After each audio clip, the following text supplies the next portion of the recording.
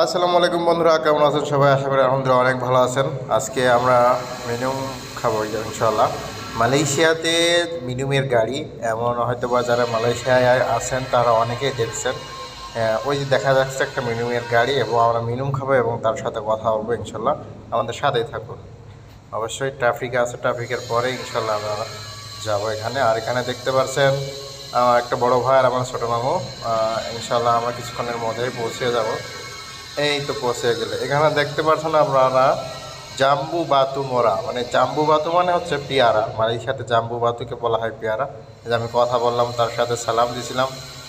সে আমি বললাম যে আমি একটা ভিডিও করতেছি, আপনার কোনো সমস্যা নাকি? সে বললো না, কোনো সমস্যা নাই।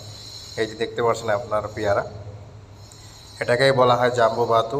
এবং এই পাশে দেখতেছেন একটা জাম্বু বাতুর একটা আছে আইস, আর একটা তরমুজের আইস। আর ওই পাশে দেখতে